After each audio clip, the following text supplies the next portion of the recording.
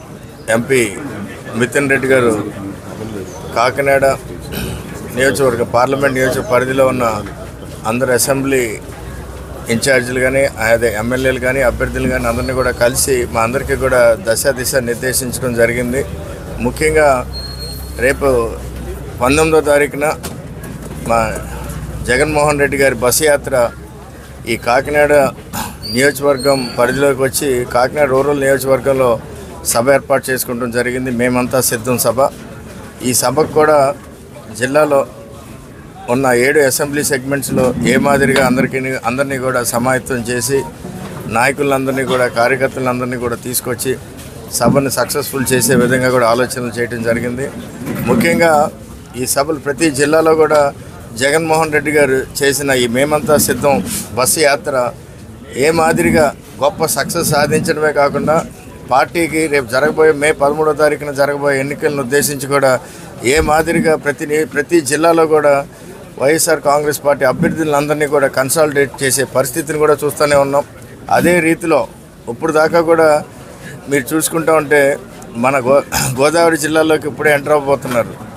ఈ బస్సు యాత్ర తర్వాత మేమందరం కూడా ఊహిస్తూనే ఉన్నాం. అదే రకంగా మేము ఎక్కడ తిరిగినా కూడా మాకు వచ్చిన ఆదరణను చూస్తూ ఉంటే రేపు జగన్మోహన్ రెడ్డి గారి బస్సు యాత్రతో ఈ 2 జిల్లాల్లో కూడా అంటే ఉభయ గోదావరి జిల్లాల్లో కూడా భారీ స్థాయిలో స్పందించి జగన్మోహన్ రెడ్డి గారికి మద్దతు ఇచ్చి జగన్మోహన్ రెడ్డి గారు చేసిన గొప్ప సంక్షేమ కార్యక్రమాల అభివృద్ధి పరిపాలనని అండగా ఉంటూ ప్రజలందరూ కూడా భారీ ఎత్తున తరలి వచ్చే విధంగా కూడా ఆలోచన చేస్తున్నారని చెప్పి కూడా మీ అందరికీ తెలియజేసుకుంటున్నాను. రేపు జరగబోయే ఈ సభని ప్రతి ఒక్కరిని కూడా కోరుకునేది ఏంటంటే తప్పకుండా జగన్మోహన్ రెడ్డి గారు మన జిల్లాలో బస్సులో ఈ సభతో పాటు బస్సు యాత్రను కూడా సక్సెస్ చేయాలని చెప్పి కూడా ప్రతి ఒక్కరిని కూడా అభ్యర్థించుకుంటూ ఈ రోజున మేమంతా సిద్ధం అని చెప్పి కూడా ఈ కాకినాడ పార్లమెంట్ నియోజకవర్గంలో ఉన్న 7 అసెంబ్లీ అభ్యర్థులను కూడా మేమంతా సిద్ధం అని కూడా మిథున్ రెడ్డి గారికి హామీ ఇవ్వడం జరిగింది.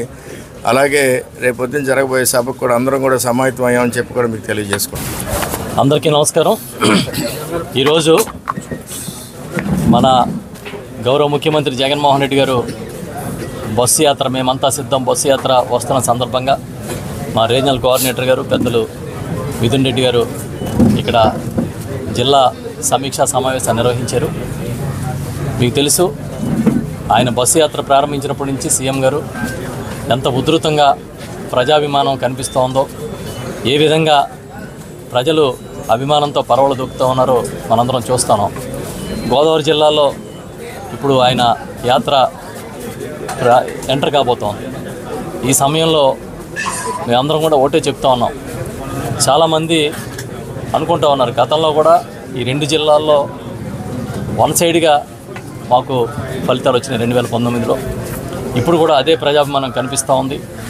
ఈ యాత్ర సందర్భంగా మా కాకినాడ రూరల్లో ఒక మేమంతా సిద్ధం సభకి ముఖ్యమంత్రి గారు అంగీకరించినందుకు వారికి కృతజ్ఞతలు తెలియజేస్తూ ఉన్నాం. ఈ ఉమ్మడి తూర్పుగోదావరి జిల్లాలో 3 సభలు జరగబోతాయి. ఆ 3 సభల్లో ఒకటి కాకినాడలో జరగబోతోంది. 19వ తేదీన దీనికి సంబంధించి మధ్యాహ్నం 3 గంటలకి సభ కాకినాడలో ఉంటుంది. దానికి సంబంధించి రూట్ మ్యాప్ కానీ ఇతర వివరాలని కూడా త్వరలోనే మీకు అందరికీ కూడా వెల్లడిస్తాం. ఈ కాకినాడ పార్లమెంటు నియోజకవర్గం అంటే కాకుండా ఈ చుట్టుపక్కల నియోజకవర్గాలు దాదాపుగా 11-12 నియోజకవర్గాలకు సంబంధించిన సభ ఇది. ఇటు అనపర్తి కానీ ఈ సరౌండింగ్ కాన్స్టిట్యున్సీలు కూడా అందరూ కూడా ఇక్కడే ఆయన కోసం వస్తారు. ఈ సభని దిగ్విజయం చేయాలని, దీన్ని ఒక చారిత్రాత్మక సభగా మలచాలని చెప్పి అందరినీ కోరుకుంటున్నాం. కార్యకర్తలు, అభిమానులు, నాయకులు అందరూ కూడా దీనికి హాజరవ్వాలని విజ్ఞప్తి చేస్తూ ఉన్నాం. మీకు తెలుసు జగన్ అంటేనే జనం. ఆయన కోసం జనం తండోపతండాలుగా వస్తారు. ఇప్పటికీ జగన్మోహన్ రెడ్డి గారి పాదయాత్ర గోదావరి జిల్లాలో ఆ రోజు గోదావరి బ్రిడ్జ్ మీద ఎంటర్ అయినప్పటి నుంచి ఇప్పటికీ కూడా మా కళ్ళల్లో కనిపిస్తూ ఉంటుంది. అంత ప్రజాభిమానం ఉన్న ఆయనకి అత్యధికంగా అభిమానులు ఉన్న ప్రాంతం కనుక అందరూ కూడా ఇంకా ఏర్పాట్లు ఏ విధంగా చేయాలి, దానికి ఇబ్బందులు ఏం లేకుండా ఎట్లా చూడాలనే దాని మీద కూడా ఇప్పుడే డిస్కస్ చేయడం జరిగింది. మీకు తెలుసు చంద్రబాబు నాయుడు ఆయన కూటమి అంటే ఒక్కడిగా రాలేక పవన్ కళ్యాణ్ని, బీజేపీని, నాకు తెలిసి ఒక్క కేఏ పాల్ తప్ప దాదాపుగా ఇంచుమించు అందరి సహాయం ఆయన తీసుకుంటూ ఉన్నాడు. బహుశా ఆయన కూడా ఒప్పుకుని ఉంటారు కేఏ పాల్ గారు. అందరి సహాయం తీసుకుంటున్నాడు. తీసుకుని ఏదో రకంగా ఓడించాలని ప్రయత్నం చేస్తూ ఉన్నారు. ఈ ఫ్రస్ట్రేషన్లో ఆయన ఏం మాట్లాడుతున్నాడో ఆయన తెలియట్లేదు. మొన్న మన ఉమ్మడి తూర్పుగోదావరి జిల్లాలో ఆయన పర్యటించినప్పుడు కూడా చాలా దుర్మార్గంగా జగన్మోహన్ రెడ్డి గారి గురించి మాట్లాడుతూ ఉన్నారు. ఆయన కనీసం 14 సంవత్సరాలు ముఖ్యమంత్రిని చేశాను, 40 సంవత్సరాల పాటు రాజకీయాల్లో ఉన్నాను, భాషలో హుందాతనం, ప్రవర్తనలో హుందాతనం ఉండాలని కూడా మర్చిపోయి ప్రవర్తిస్తూ ఉన్నారు. మేము అడుగుతూ ఉన్నాం, మీ ఫ్రస్ట్రేషన్కి కారణం ఏంటి అని అంటే మీకు ప్రజల నాడి అర్థమవుతోంది.